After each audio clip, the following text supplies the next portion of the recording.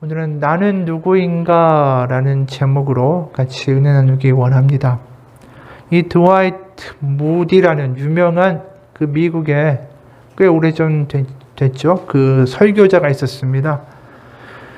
그분이 이제 부흥의 설교를 하기 전에 이제 기도를 엎드려서 하고 있는데 그 기도하는 와중에 이 강단에 쪽지 하나가 올라와 있는 거예요. 그래서 이게 무슨 광고인가 싶어가지고 펼쳐보았더니 그 쪽지에 뭐라고 쓰였었냐면 바보 이렇게 써 있는 거예요. 그걸 보고 당연히 속이 상하고 화가 날 만도 하죠. 설교를 하려고 하는데 그 기분을 얼마나 상하게 합니까? 그런데 이 무디라는 이 부흥사가 그것을 보고 나서 이렇게 대답을 했어요. 사람들한테. 누가 저한테 광고 쪽지를 전달하셨군요. 그런데 이상하게 내용은 없고 보낸 사람의 이름만 쓰여 있었습니다. 보낸 사람이 바보라는 거죠. 자기가 바보가 아니라. 당당하게 대응을 하고 있어요. 그런데 이 무디라는 사람이 원래 어떤 사람인지를 알면 이런 반응이 더 놀랍게 보여지게 됩니다. 왜냐하면 이 사람이 원래 상점에서 일하던 점원이었어요. 배운 것도 없고 이 말도 잘 못하고 그래서 지적도 많이 당했던 사람입니다. 만약에 이 안에 열등감이 있고 자기가 학력에 대한 컴플렉스가 있었으면 이런 쪽지 받고 나서 이 흥분했을 거예요. 자신의 약한 부분을 지적하는 것에 대하여. 그런데도 당연하게 이런 것들을 그냥 당신이 바보지 난 바보가 아닙니다라고 이야기할 수 있는 건 그 안에 분명한 자존감과 정체성이 있다는 거죠. 남들이 바보라고 그래도 난 바보가 아니야. 난 하나님의 자녀다라는 분명한 정체성이 그 안에 있는 겁니다. 근데 많은 경우에 우리를 보게 되면 우리가 남의 말들을 굉장히 많이 흔들리는 우리 현실들을 보게 돼요. 남들하고 비교도 많이 하고 그러면서 열등감도 느끼고 우월감도 느끼고 부러움도 가지게 되고 질투도 하게 되고 그러한 모습들이 우리 가운데 얼마나 많은지 모릅니다. 어느 자동차 판매원이 있었대요.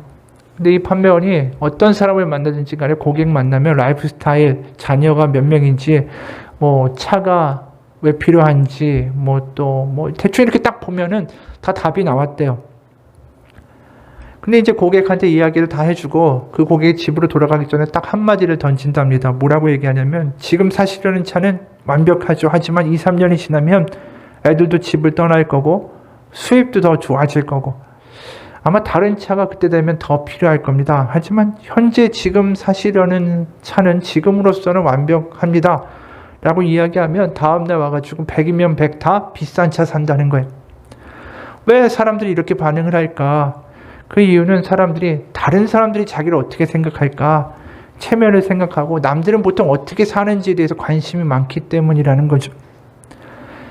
사람들은 대개 다른 사람들 또 유행하는 거 어떤 잘된 사람들을 따라서 살려고 하는 욕구가 크고 남을 흉내내면서 자기의 정체성과 가치를 판단할 때가 많다라는 겁니다.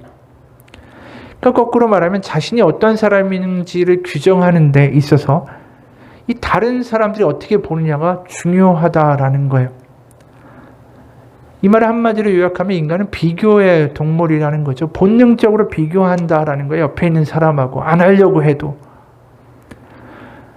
자신의 어떤 정체성과 기쁨과 자신의 기분마저도 상대적인 게 될 때가 너무나도 많다라는 겁니다. 이 올림픽에서 올림픽 금메달리스트, 은메달, 동메달 있잖아요. 그럼 이 사람들의 행복을 한번 이게 설문조사를 했대요. 그랬더니 이제 금메달을 제외하고 은메달, 동메달 해봤더니 은메달은 10점 만점에 10점 만점에 4.8점이 나왔어요. 자기가 행복하다는 게 10점 만점에 4.8이래요. 근데 동메달리스트의 행복 점수는 10점 만점에 7.1이래요. 그러니까 은메달리스트보다 동메달리스트가 더 행복한 거예요. 이유는 뭐냐면 금메달리스트는 자기를 누구하고 비교했을까요? 은메달리스트는 금메달리스트하고 비교한 거예요. 상대적으로 불행해진 거예요. 동메달 딴 사람은 누구하고 비교했냐면 노메달, 메달을 아예 못 딴 사람들하고 비교하니까 자기가 상대적으로 행복한 거예요. 그러니까 우리의 행복이라는 게 참 상대적인 거죠. 기쁨이라는 게. 아니 기분 좋았다가 동창회 가가지고 막 본의 아니게 당하고 또 하다가 오면은 괜히 우울해지고 잘 사는 친척들 보면서 괜히 상대적인 열등감 느끼게도 되고 그렇게 하고 싶지 않아도 그렇게 돼버리는 우리의 모습을 우리가 발견하게 됩니다. 그런데 우리의 행복이라는 게 이게 비교와 어떤 상대적이라는 게 너무나도 우습지 않습니까? 늘 우리는 누군가 비교할 때 부러운 대상들이 늘 있는 거예요. 돈이 많은 사람 보면 또 돈이 많은 사람이 부럽고, 내가 건강하지 않을 때 보면 건강한 사람이 부럽고, 이렇게 부러움과 비교라는 게 상대적으로 끝이 없이 한도 없이 지속되기 때문이죠. 그렇게 비교하면서 남을 쫓아가고 남 흉내내려고 애썼던 사람이 오늘 우리가 봤던 야곱이란 사람이에요. 야곱이란 이름 자체가 굉장히 의미심장해요. 이름이 뒤꿈치를 잡는 자라는 뜻이에요. 남의 뒤꿈치, 발 뒤꿈치를 잡은 자. 실제로 태어날 때 쌍둥이로 태어났는데 형 에서의 발 뒤꿈치를 잡고 태어났어요, 이 야곱이. 그리고 실제로 형에 대한 열등감이 컸죠. 창세기 25장을 보면 거기 이런 대목이 나옵니다. 27절, 28절. 그 아이들이 장성함에 에서는 익숙한 사냥꾼이었으므로 들사람이 되고 야곱은 조용한 사람이었으므로 장막에 거주하니 이삭은 에서가 사냥한 고기를 좋아하므로 그를 사랑하고 리브가는 야곱을 사랑하였더라. 겉으로 보면 뭐 별다른 내용이 없는 것처럼 보이지만 여기에 생각해 볼 점들이 있습니다. 에서는 먼저 굉장히 날쌘 아주 민첩하고 능력 있는 사냥꾼이었다. 이 싸움도 잘하고 뭐 활을 쏘든 싸움을 잘하든 뭐 등치도 있고 무력도 좀 있는 사람이었겠죠. 그거에 비해서 야곱은 뭐라고 합니까? 장막에 늘 머물러 있는 어떻게 보면 왜소하고 무능한 모습으로 묘사가 되고 있어요. 게다가 어머니의 사랑은 받았다고 하지만 그 가문의 주인은 그 당시에 북의 사회에서 아버지였죠. 그 가장의 어떤 아버지의 사랑을 받지 못하는 것에 대한 허전함도 있었을 겁니다. 그럼 그래 뭐라고 얘기합니까? 장막에서 조용한 사람이었다라고 이야기해요. 이게 조용하다는 게 소리 없이 아무 어떤 인기척 없이 조용하다는 뜻이 아니라 원어를 보게 되면 하나에 빠지는 사람, 뭐에게 완전히 몰두되어 있는 사람이다라는 뜻이에요. 원어 자체는. 그래서 다른 거를 번잡하게 하지 않는다. 그럼 도대체 이 사람이 무슨 생각에 이렇게 골몰했는가? 그게 바로 25장 바로 그 밑에 나와요. 29절부터 33절에 보면 우리가 익히 아는 본문이죠. 야곱이 죽을 쏘았더니 에서가 들에서 돌아와 심히 피곤하여 야곱에게 이르니 내가 피곤하니 그 붉은 것을 내게 먹게 하라 한지라. 그러므로 에서의 별명은 에돔이더라. 야곱이 이르되 형의 장자의 명분을 오늘 내게 팔라. 에서가 이르되 내가 죽게 되었으니 이 장자의 명분이 내게 무엇이 유익하리요. 야곱이 이르되 오늘 내게 맹세하라. 에서가 맹세하고 장자의 명분을 야곱에게 판지라. 그가 늘 무슨 생각에 사로잡혀 있었는지가 여기서 드러나는 거예요. 이 붉은 죽 달라고 하니까 바로 이 이야기를 꺼내잖아요. 그가 장막에서 주야로 늘 골몰하며 골똘히 생각했던 것은 바로 장자권이었어요. 자신한테 이런 장자권이 올 수가 없죠. 왜냐하면 차남이기 때문이고 둘째로 그가 형과 비교할 때 열등한 존재이기 때문이에요. 그 고대 사회 생각해 보세요. 무슨 경찰이 있어요. 무슨 군대가 있어요. 언제 어디서 적들이 자신들이 가지고 있는 양과 소들을 빼앗으려고 습격해 올지 몰라요. 당연히 용맹하고 사냥도 잘하는 그런 형이 장자가 돼야 그 가문을 잘 지키고 또 그 가문에 있는 종들과 여성들을 다 보호할 수가 있는 거죠. 그러니까 늘 이 야곱이 장막에서 뭘 생각했냐면 뭐를 생각했을까요? 형을 부러워한 거예요. 비교하고 부러움의 대상이 형이었다라는 것이죠. 그러고 나서 이제 바로 장자권에 대한 이야기를 꺼내고 결국 어떤 지경까지 이르게 되냐면 아버지가 형 에서한테 이제 사냥을 해오라고 내가 이제 죽기 전에 너한테 바로 아브라함에게 하나님이 주신 그 축복을 그 할아버지의 축복을 이제 대를 이어서 너한테 하겠다라고 이야기를 하죠. 근데 그 말을 들은 엄마가 이제 야곱을 부추겨서 네가 가서 대신 축복을 받아라 이렇게 얘기합니다. 그게 27장이에요. 14절부터 이하를 보면 그의 어머니가 그의 아버지가 즐기는 별미를 만들었더라. 리브가가 집 안 자기에게 있는 그의 맏아들 에서의 좋은 의복을 가져다가 그의 작은 아들 야곱에게 입히고 또 염소 새끼의 가죽을 그의 손과 목에 매끈매끈한 곳에 입히고 자기가 만든 별미와 떡을 자기 아들 야곱의 손에 주니 야곱이 아버지에게 나아가서 내 아버지여 하고 부르니 이르되 내가 여기 있노라. 내 아들아 내가 누구냐. 야곱이 아버지에게 대답하되 나는 아버지의 맏아들 에서로소이다. 아버지께서 내게 명하신 대로 내가 하였사오니 원하건대 일어나 앉아서 내가 사냥한 고기를 잡수시고 아버지 마음껏 내게 축복하소서. 지금 아버지가 뭐라고 묻냐면 네가 누구냐라고 물어요. 거기서 야곱이 이렇게 이야기하죠. 나는 맏아들 에서입니다. 이게 단순히 거짓말일까요? 거짓말 아니에요.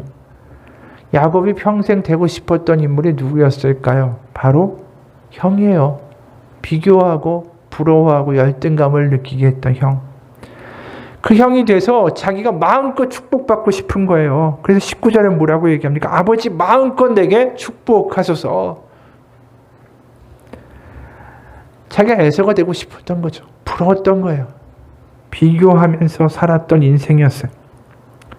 근데 막상 이렇게 형의 축복을 가로채니까 형이 화가 나서 죽이겠다라고 하고 그 길로 야곱은 외삼촌 라반의 집으로 도망을 갑니다. 그리고 22년의 세월이 흘러요. 그동안에 일가를 이루죠. 아내도 2명이고 여종도 2명이고 거기서 낳은 아들이 11명의 아들까지. 그 식솔들을 데리고 이제 짐승들을 데리고 외삼촌 집에서 떠나서 다시 가나안 고향으로 돌아오죠. 근데 그 형이 아직도 분노해서 자기를 죽일까봐 야곱은 두려워합니다. 그리고 돌아오는 장면이 바로 오늘이에요. 오늘 우리가 읽은 본문이에요. 자신의 식솔들을 야복강을 건너게 하고 이제 그 밤에 혼자 근심과 걱정에 빠져 있어요, 야곱이. 그러면서 하나님이 보낸 하나님의 사자와 밤새 씨름을 하게 됩니다. 그게 오늘 본문의 24절과 25절이에요. 야곱은 홀로 남았더니 어떤 사람이 날이 새도록 야곱과 씨름하다가 자기가 야곱을 이기지 못함을 보고 그가 야곱의 허벅지 관절을 치매 야곱의 허벅지 관절이 그 사람과 씨름할 때 어긋났더라. 이렇게 밤새 하나님이 보낸 어떤 하나님의 사자, 하나님과 씨름을 하다가 이 야곱에게 한 가지의 질문이 던져집니다.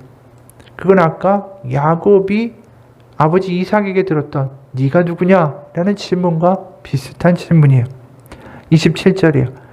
그 사람이 그에게 이르되 네 이름이 무엇이냐? 그가 이르되 야곱이니이다. 아버지가 네가 누구냐? 라고 물었던 질문을 이제는 하나님의 사자가 네가 누구냐? 네 이름이 뭐냐? 라고 물어요. 근데 그가 이번에는 야곱입니다. 라고 이야기해요. 사실 자신의 인생을 그대로 드러내는 말이죠. 단어 그 자체로 남을 부러워하고 남의 뒤꿈치를 어떻게든 잡아서 자기가 그만큼 가려고 하는 그 인생을 살았던 사람이 납니다. 라고 대답을 하는 꼴이에요.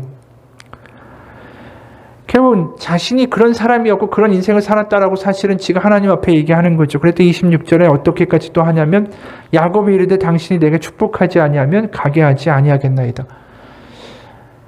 그 아버지한테도 그랬잖아요. 나 에서입니다. 마음껏 축복하세요. 그러고 지금 또 하나님의 사자를 붙들고는 나 축복하지 아니하면 가게 하지 않겠다라고 붙들고 있어요. 그러니까 이 사람의 이름이 야곱이라는 게 너무나도 잘 맞는 삶이었던 거예요. 어떻게든 자신보다 앞에 있고 복을 줄 사람을 붙잡고 그 뒤꿈치를 놓지 않는 인생.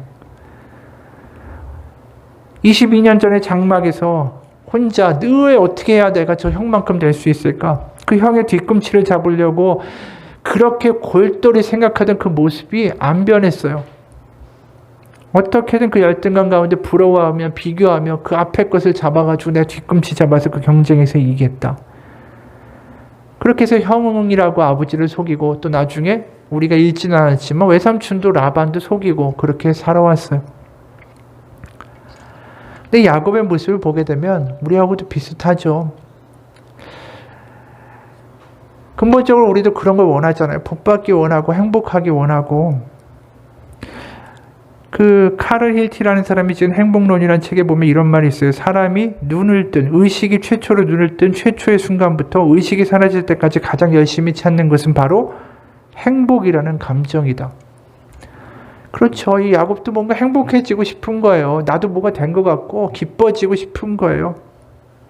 근데 문제는 뭐냐면 그게 자꾸만 남과 비교하면서 느끼고자 하는 데 있다라는 거죠. 그러니까 남하고 비교해서 내가 저보다 낫고 내가 저 사람보다 못하고 이게 자신의 감정의 기준이 돼버리고 있는 거예요.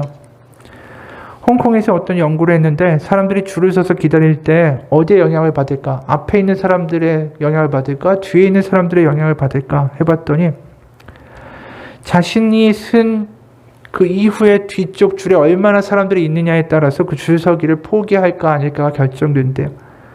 그러니까 자기가 앞에 가는 것, 자기가 입장하는 것, 그것이 목표인데 불구하고 자기가 위안을 삼는 기준은 뭐냐면 내가 상대방보다 얼만큼 더 앞에 있는가. 그러니까 이 비교하면서 그것에 위안을 받고 우리가 우리보다 못한 사람 보면서 그래 난 이거보다 낫지라고 비교적 상대적인 위안과 행복을 갖고 또 자기보다 잘된 사람들 보면 부러워하고 질투하고 때로는 그것 때문에 열등감 느끼고 왜 내 인생이 이렇지라고 사람의 마음이 순식간에 왔다 갔다 한다라는 거예요. 이게 남의 뒤꿈치를 보면서 쫓아가는 인생이. 야곱이나 우리나 다를 바가 뭐가 있겠어요. 근데 우리의 인생이 그렇게 마음대로 녹록하게 되는 게 아니죠. 어떻게든 남의 뒤꿈치 쫓아가서 그 사람 제끼고 내가 앞으로 가고 그렇게 뭔가 성장하고 내가 다른 사람보다 좀 나은 어떤 우월감이나 기분을 느끼고 싶어 하지만 그래도 나도 웬만큼은 살고 싶어라는 생각이 뛰지만 우리가 인생이 마음대로 안 되는 거 우리가 알잖아요. 때로는 병에 걸리기도 하고 때로는 갑자기 무슨 일이 생기기도 하고 자식들이 갑자기 사고를 일으키기도 하고 사기를 당하기도 하고 그런 인생의 복병들을 만나게 돼요. 그러니까 야곱도 열심히 뛰었어요. 앞에 사람 보면서 그 뒤꿈치 잡아가지고 내가 어떻게든 가겠다라고 뛰었던 인생인데 어떤 수단과 방법을 가리지 않고도 뛰었는데 그러면서 열등감 느끼기도 하고 우월감 느끼기도 하며 그렇게 뛰었는데 갑자기 이제 자신의 가장 큰 인생의 장벽을 만난 거죠. 그게 에서였어요. 어쩔 수 없이 고향으로 돌아와야만 했고 거기서 에서는 자기가 넘어야 할 가장 큰 장벽이 돼버린 거죠. 그 밤이 너무 길었어요. 그러니까 지금 하나님의 사자를 만나가지고 이야기하는 거예요. 내가 형 만나도 아무 일 없도록 뭔가 복을 달라. 복을 잃지 않게 해달라. 내가 지금 가지고 있는 거 다 잃으면 안 된다. 근데 지금 그거에 대한 확언을 주는 게 아니라 오히려 지금 던져진 게 뭐냐면 네 이름이 뭐냐라는 거예요. 엉뚱한 거예요. 지금 삶의 장벽에 나가서 이제 어떻게 해야 되나. 나 가진 거 다 잃고 잘못하면 죽게 생겼고 지금 내가 가진 복 나의 인생이 다 와르르 할 것 같은데 지금 엉뚱하게 거기서 네 이름이 뭐냐? 내가 누구냐고? 이 질문이 던져졌을 때 참 생각해 볼 만한 거죠. 실제로 어떤 분이 이런 얘기를 해요. 자신이 내가 없으면 정말 아무것도 제대로 돌아가지 않을 거라고 난 믿었다. 그런데 병에 걸리고 나서 알았다. 내가 없어도 세상은 잘 돌아가고 내가 일일이 손쓰지 않아도 다들 잘 지낼 거라는 것을. 생사의 고비를 몇 차례 넘기고 나니까 이제 더 이상 경쟁자도 없고 적도 없고 누가 누구보다 강한지 따위에는 아예 관심도 없어졌다. 그 많은 프로젝트도 내가 스스로 만들어 놓은 여러 목표와 미션들도 다 내려놓았다. 어떻게 보면 앞에 사람만 보고 어떻게든 뛰어가던 그 사람의 인생이 갑자기 병이라는 장애물을 만나서 고꾸라진 거죠. 그러고 나서 무슨 생각이 들겠어요? 나는 누군가? 라는 생각이 드는 거예요. 능력 있는 사람, 일 잘하는 사람, 필요한 사람, 그렇게 자신을 규정하면서 살았다가 갑자기 그런 일이 닥치니까 정작 중요한 질문이 눈앞에 보이는 거죠. 난 누군가? 지금도 마찬가지예요. 야곱이 남의 뒤꿈치를 따라 막 달리던 인생이 갑자기 멈추었으니까 거기서 가장 중요한 질문이 뭐냐면 나는 누구지? 그거였던 거예요. 이 질문이 우리에게도 중요합니다. 복을 바라던 야곱, 남의 뒤꿈치만 쫓던 그에게 지금 진정한 복은 뭐냐 하면 네가 가진 재산과 네가 가진 부와 권력을 유지시켜 주겠다가 아니라 진짜 하나님이 말하시는 복은 뭐냐 하면 네가 누구인지를 알아야 그 의미 없는 달리기를 멈출 수 있다라는 거예요. 결국 아버지 이삭이 물었던 질문 네가 누구냐? 그 질문이 이삭의 삶에 사실 굉장히 중요한 질문이었어요. 거기에 난 에서입니다. 난 야곱입니다. 난 속이는 자입니다. 다른 사람이 되고 싶습니다. 앞에 서 있는 사람, 그 사람의 자리가 내 자리가 되고 싶습니다. 바로 그런 야곱에게 하나님이 너 누구니? 라고 물으시는 거죠. 그러면서 28절에 이렇게 말씀하세요. 그가 이르되 네 이름을 다시는 야곱이라 부를 것이 아니요 이스라엘이라 부를 것이니 이는 네가 하나님과 및 사람들과 겨루어 이겼음이니라. 너 누구니라고 물으시더니 그 다음에는 너의 이름은 이스라엘이야 라고 말씀해 주신 거예요. 이스라엘이라는 이름이 뭘까요? 여기 보면 엘은 하나님이라는 뜻의 히브리어예요. 거기에 사라라는 싸우다, 분투하다, 끝까지 인내하다라는 단어가 합쳐진 게 이스라엘이에요. 그래서 이스라엘이라는 이름을 직역하면 하나님과 함께 몸부림치다, 하나님을 붙들고 씨름하다 이런 뜻이에요. 하나님이 이렇게 말씀하시는 거죠. 네가 남의 뒤꿈치를 잡으려고 애쓰고 남들과 비교해서 그래도 난 많이 앞에 왔어. 그걸로 우월감 느끼고 또 앞에 있는 사람 못 잡아서 열등감 느끼고 비교하면서 살았던 인생이 아니라 남의 뒤꿈치 붙잡는 인생이 아니라 이제 나를 붙잡는 인생이 되는 거야. 그게 네가 살아야 할 삶이야 라고 지금 이야기하시는 거예요. 바로 그 사람의 인생이 이스라엘이라는 이름 하나로 드디어 자기가 붙잡아야 할 대상이 바뀌었음을 하나님이 이야기해 주시는 거죠. 우리는 어려움 속에 알게 돼요. 내가 그동안 쫓았던 것이 얼마나 의미가 없었던 건가. 그걸 많은 사람들이 죽기 직전에 깨닫게 되죠. 하지만 우리는 하나님을 만나서 때로는 어려움 속에, 때로 어떤 믿음의 경험 속에서 알게 되죠. 내가 붙잡아야 할 대상이 누구인가? 그게 지금 야곱이 경험하고 있는 인생의 전환점이에요. 아, 내가 이 어려움 속에서 정말 뭘 붙잡아야 되는가? 하나님 붙잡아야 되는구나. 많은 사람들이 그냥 아무 생각 없이 앞에 사람들이 뛰는 대로 쫓아가고 어떻게든 그 사람들 부러워하면서 뛰어가는 인생이 얼마나 불행한지 모릅니다. 남아프리카의 영향 중에 스프링복이라는 영향이 있어요. 근데 이 영향들이 집단으로 자살하는 일들이 벌어진대요. 아니, 이 영향들이 굉장히 잘 뛰어요. 이름이 스프링이 들어있잖아요. 얼마나 잘 뛰겠어요. 근데 왜 이런 일이 벌어지냐면 한 마리가 갑자기 뭐에 놀라서 뛰기 시작하면 그 한 마리를 쫓아서 두 마리, 세 마리, 네 마리 쭉 하다가 100마리가 같이 뛰는 거예요. 수백 마리가. 그러다가 낭떠러지는 호수에 이르르면 서야 되는데 앞에 뛰던 이 녀석이 서고 싶지만 뒤에서 다 밀어붙이니까 어쩔 수 없이 다 밀려가지고 낭떠러지로 떨어져서 다 집단 자살을 하게 된다는 거예요. 이게 참 한심한 얘기 같지만 이게 우리 사람이 벌이고 있는 일이에요. 이게 야곱의 인생이에요. 뛰니까 앞에 사람 따라서 뛰고 그러다가 남만 쫓아가다가 끝나는 인생이 돼버리는 거죠.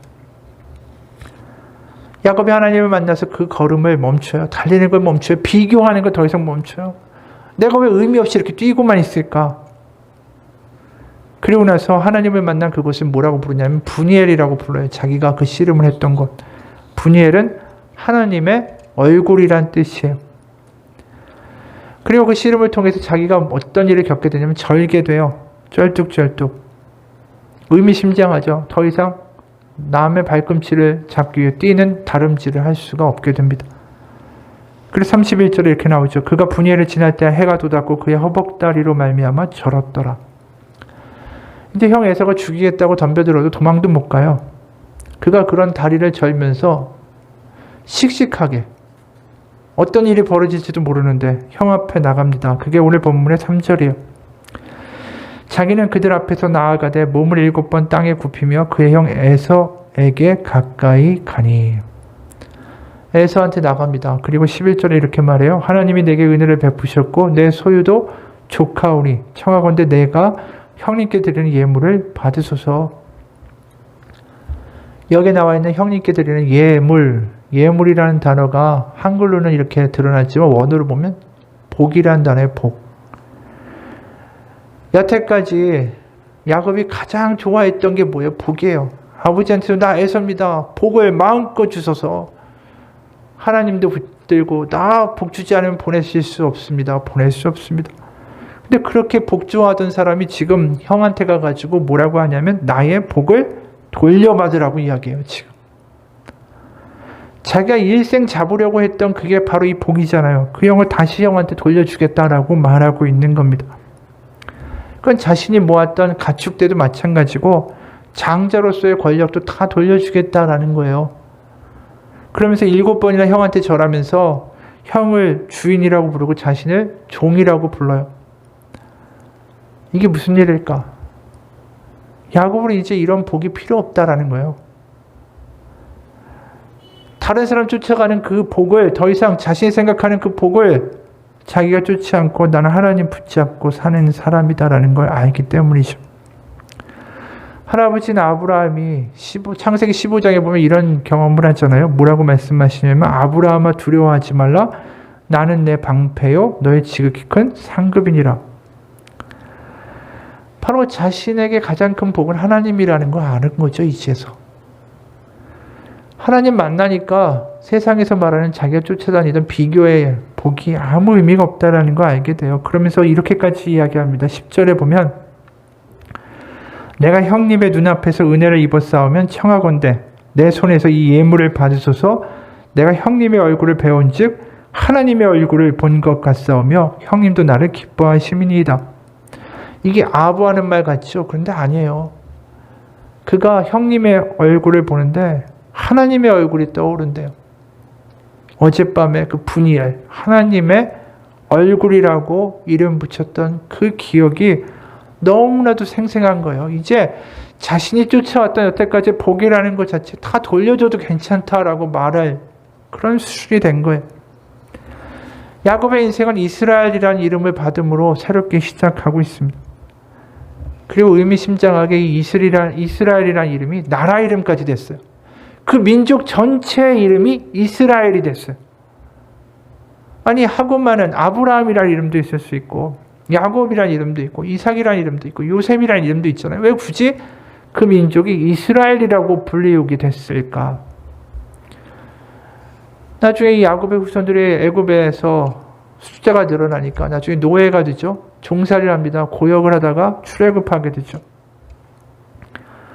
출애굽하면서 그들이 결국 어디로 가게 됩니까? 광야로 가게 되죠. 광야가 어떤 장소예요? 바로 하나님과 씨름해야 하는 장소가 된 거예요. 그러면서 거기서 자신들이 뭘 떠올려야 됩니까? 하나님과 씨름하면서 하나님의 얼굴을 보고 하나님으로 만족하고 하나님이 자신의 복이 되었던 바로 분이엘의 경험, 바로 자신들의 조상 야곱이 경험했던 그 경험, 바로 그 경험을 다시 광야에서 이스라엘 민족이 하게 되는 거예요. 그래서 민수기 6장에 보면 이런 말씀 나오잖아요. 6장 23절부터 그 이하에 보면 아론과 그의 아들들에게 말하여 이르기를 너희는 이스라엘 자손을 위하여 이렇게 축복하여 이르되 여호와는 내게 복을 주시고 너를 지키시기를 원하며 여호와는 그의 얼굴을 내게 비추사 은혜 베푸시기를 원하며 여호와는 그 얼굴을 내게로 향하여 드사 평강 주시기를 원하노라 할지니라. 그들은 이같이 내 이름으로 이스라엘 자손을 축복할지니 내게 그들에게 복을 주리라. 이 말에서 결국 앞뒤가 뭐야? 다 이스라엘 자손이라고 부르잖아요. 이스라엘 자손. 그러면서 무슨 단어가 두 번이나 나오냐면 여호와가 그의 얼굴을 내게 드사 그의 얼굴을 내게 비추사. 이게 뭘 떠올리는 대목이에요? 바로 오늘 이 장면을 떠올리는 그런 대목이에요. 이스라엘이라는 자신의 조상이 어떻게 하나님을 만나면서 복이 무엇인지를 알게 되었는가. 우리도 바로 이 광야라는 어려운 곳에서 바로 하나님을 붙잡고 이 광야나 문제 그 자체가 아니라 내가 하나님을 붙드는 게 내가 해야 할 싸움이구나라는 걸 깨닫는 공간이 광야가 된다라는 것이죠. 그래서 이스라엘의 운명은 뭐냐 하면 문제와 씨름하고 이 나라를 어떻게 강대국 속에서 버텨낼까? 그 문제, 환경 이런 거에 씨름하는 사람들이 아니라 그리고 어떻게 더 나라를 부강하게 할까? 다른 나라 부러워하면서 다른 우상들을 수입해다가 자신들이 섬기는 그런 삶이 아니라 하나님 붙잡고 씨름해야 할 나라가 이스라엘이라는 거예요. 그래서 나라 이름이 이스라엘이 된 거죠. 예레미야 3장에도 보면 이런 말씀이 있어요. 12절 너는 가서 북을 향하여 이 말을 선포하여라. 여호와께서 이르시되 배역한 이스라엘아 돌아오라. 나의 노한 얼굴을 너희에게로 향하지 아니하리라. 나는 긍휼이 있는 자라. 노를 한없이 품지 아니하느니라. 여호와의 말씀이니라. 여기도 이스라엘아 돌아오라. 나의 얼굴을 구하라. 나와 씨름해라. 이 말씀이에요. 다른 게 아니라. 호세아 5장에도 이런 말씀이 있죠. 15절 그들이 그 죄를 뉘우치고 내 얼굴을 구하기까지 내가 내 곳으로 돌아가리라. 그러니까 이스라엘의 운명은 뭐냐면 하나님의 얼굴을 붙잡는 씨름을 하는 자들이 이스라엘이란 나라의 운명이 된 거예요. 왜냐면 항상 눈이 주변으로 돌아가니까. 야, 저 나라를 어떻게 저렇게 해서 강대국이 됐지? 저들이 섬기는 신은 누구지? 야, 어떻게 이런 강대국 사이에서 우리가 살아남지? 자꾸만 이 눈이 이렇게 돌아가고 문제들로 돌아가고 비교하고 이런 삶이 아니라 그들의 운명을 하나님과 늘 씨름하는, 하나님의 얼굴을 구하는 그러한 삶이 되어야 된다. 코로나 시기에 우리가 해야 될 일도 이 일이에요. 결국은 우리가 이 어려운 상황 가운데 남 부러워할 때가 얼마나 많아요. 남 부러워하고 질투도 하고 상대적으로 열등감도 느끼고 박탈감도 느끼고, 또 어떤 사람 보면서 그래 그나마 나는 낫지라고 비교하기도 하고, 아니면 문제에 빠져가지고 문제에 우리의 생각과 마음을 다 뺏기기도 하고. 결국 우리가 해야 될 건 뭡니까? 하나님의 얼굴 붙들고 씨름하는 거, 그게 우리 가운데 해야 될 일이라는 거예요. 궁극적으로 하나님을 봐야 내가 누군지 알아요. 내가 어떤 사람인지, 그동안 뭘 쫓고 다니고 있었는지, 내가 어디를 향하여 달리고 있는지 나 스스로는 모릅니다. 내가 누군지를 아는 거, 하나님을 만나야 돼요. 하나님 붙잡아야 돼. 바로 야곱이라는 이 사람이 에서라는 큰 문제를 만나서 이제 더 이상 그 문제가 안 되는 거, 하나님 만나서 그런 거 아니겠어요? 하나님 얼굴 보고 나는 하나님과 이제 씨름하는 자지, 에서 당신과 씨름하는 자가 아니고 문제와 씨름하는 자가 아닙니다. 난 이스라엘의 하나님과 씨름하는 사람이에요. 아프리카 케냐에서 사역하는 선교사님 이런 말을 해요. 자신이 목회하는 쓰레기 마을에 61세 된 엘리자베스라는 여자 성도가 있다라고 합니다. 손자들을 여러 명 부양하고 아주 가난하고 삶이 고단한 노인인데 주일 예배 때 간증하면서 자신을 이렇게 소개하더라는 거죠.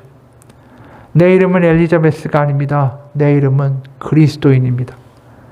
복음을 알게 된 순간 저는 더 이상 쓰레기 마을에 사는 가난한 노인도, 손자들을 먹여 살려야 하는 고달픈 노인도 아닌 하나님이 선택하신 사람, 그리스도인일 뿐입니다. 이 얼마나 대단한 이야기예요.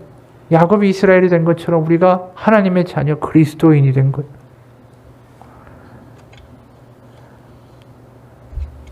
이 얼굴이란 이야기를 하니까 실제로 이런 분 한 분을 소개하고 싶어요. 내 약함을 자랑하라는 책을 쓴 인테리어 회사의 대표 이효진이라는 분이 있어요. 이분이 어릴 때 3도의 화상을 입어서 얼굴이 다 엉망이 됐어요. 그분이 이런 간증을 합니다. 저는 아기였을 때 인형처럼 예뻐서 보는 사람마다 저를 안아보고 싶어 했다고 합니다. 그러던 3살 되던 어느 날 엄마가 잠시 외출하신 사이에 제가 연탄 아궁이에서 끓고 있던 물을 손으로 엎으면서 수증기로 인해 얼굴과 왼손에 3도의 화상을 입었습니다. 어릴 때 친구들은 파충류 같다, 괴물 같다라면서 놀렸고 매일 죽고 싶다라는 생각을 하면서 살았습니다. 그래서 저는 어릴 때부터 사람들 눈에 띄지 않으려고 언제나 고개를 푹 숙이고 머리카락이나 손으로 최대한 얼굴을 가리고 다녔습니다. 세상을 살아갈 이유를 찾을 수가 없었던 저는 수면제 배갈을 모아서 통째로 입안에 털어넣는 비극적인 선택을 했습니다. 하지만 자살은 실패했고 병원에서 위세척을 하면서 눈을 떴는데 엄마는 이렇게 말씀하셨습니다. 효진아, 네가 죽으면 나도 죽는다. 그때 내 생명과 엄마의 생명이 하나라는 걸 깨달았습니다. 불쌍한 엄마를 위해서라도 살아야겠다라고 마음먹고 살아가는 이유가 됐습니다. 그러나 저의 지난 35년의 세월은 끝나지 않을 것 같은 고통의 터널이었습니다. 어둠과 절망 외에는 없었습니다. 혼자라고 생각했던 시간들, 눈물조차 흐르지 않던 시간들, 차라리 태어나지 않았으면 좋았겠다라고 소리쳤던 시간들이 저에게 있었습니다. 하지만 예수님께서 저의 모든 아픔과 고통을 청산해 주셨습니다. 나에게 빛으로 사랑으로 긍휼함으로 오셨습니다. 오늘날 저녁 기도에 참석해 기도하는데 성령님의 강한 임재를 느끼고 쓰러졌습니다. 하나님께서 이렇게 말씀하셨습니다. 효진아, 내가 너를 사랑한다. 두려워하지 말고 놀라지 마라. 강하고 담대해. 내가 세상 끝날까지 너와 함께 하겠다. 눈물이 흐르고 대성통곡을 하며 소리 지르며 기도했습니다. 그런 일을 겪은 후에 세상이 갑자기 너무나도 아름다워 보였습니다. 늘 원망하는 삶이었고 죽지 못해 사는 인생이었는데 마치 숲속에 있는 나무들도 저를 향해 웃는 것 같았습니다. 이 하나님께 감사의 기도를 하게 됐습니다. 얼굴은 다쳤지만 눈을 지켜주셔서 감사합니다. 왼손을 다쳤는데 오른손 지켜주셔서 감사합니다. 이 얼굴이라도 필요하시면 마음껏 쓰세요. 생명이라도 드리고 싶습니다라고 기도했습니다. 그리고 하나님께서 외모로 인해 고통받고 상처 입은 내면의 열등감과 낮은 자존감을 치유해 주셨습니다. 오늘날 하나님이 이렇게 말씀하셨습니다. 효진아, 너는 이 땅 가운데 아름다운 사람의 기준에 들어갈 수 없을지라도 하나님의 나라에서 너무나 아름다운 딸이란다. 저는 아름다운 얼굴을 잃었지만 대신 하나님의 크신 사랑과 은혜를 입었습니다. 하나님은 제 안에 하나님의 아름다움을 주셨고 그것은 외모의 아름다움과는 비교할 수 없는 보석이 됐습니다. 이제는 화상 입은 얼굴이 저에게 어떤 슬픔과 고통도 주지 않습니다. 이미 예수님께서 채찍에 맞음으로 내가 나음을 입었다라고 말씀하셨기 때문입니다. 비록 눈에 보이는 것은 변함없을지라도 저는 이미 나았다라고 생각하기에 더 이상 슬프지 않습니다.